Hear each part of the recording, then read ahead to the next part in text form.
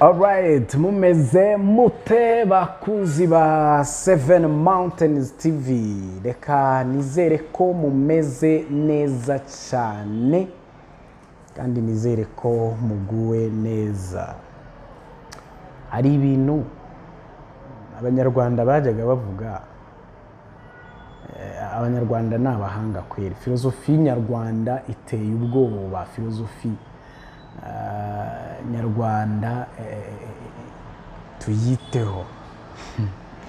Hari akantu bavuze ngo ubwiza bw'umukobwa bwamugeza ibwami, ngo ariko kandi nanone ubwenge bwe ngo nibwo bugena igihe azamarayo. Nibyo nyine babaga bashaka kuvuga ko amahirwe cyangwa se nyine kuba uri mwiza bishobora gutuma umwami aguhitamo akakugira umugore, ariko kandi nanone ubwenge bwawe akaba ari bwo buvuga ngo tuzaramana, cyangwa se yabona uri bebe cyangwa inabuti akajugunya hanze. Abandi nyine kandi nanone discipline irakonta mu byo umuntu akora byose.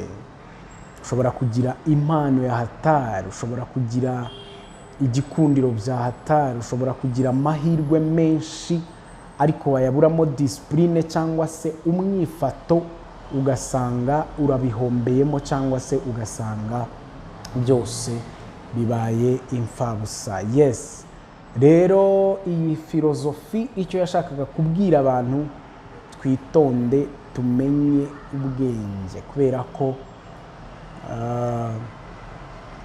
amahirwe yagusekera uyu munsi ariko wayapfusha ubusa ejo akagenda. Baravuze ngo, sinzi umuntu numvisha avuga ngo ku bantu amahirwe ni atatu, abandi bajya bavuga ngo amahirwe aza rimwe, abandi bo bakavuga ngo ku Mana amahirwe ni ibihumbi. Ariko amahirwe wabonye uyu munsi ntukayapfusha ubusa cyangwa se ntukayaterere inyoni. Yes, amahirwe y'agakiza wabonye, discipline ukagiramo, nibyo bizakugeza iyo dusiganirwa, cyangwa se nibyo bizakugeza ku Mana. Ese agakiza uyu munsi urakitwara mute? Ese umuco n'umwifato wawe mu gakiza ni uwuhe? Ese witwara nk'ukijijwe? Ese uvuga nk'ukijijwe? Ese ubaho nk'ukijijwe cyangwa ukirizwa mu rusengero gusa? Gukizwa ni kimwe, ariko umwifato wo mu gakiza niwo uzatuma Imana ibya appreciating.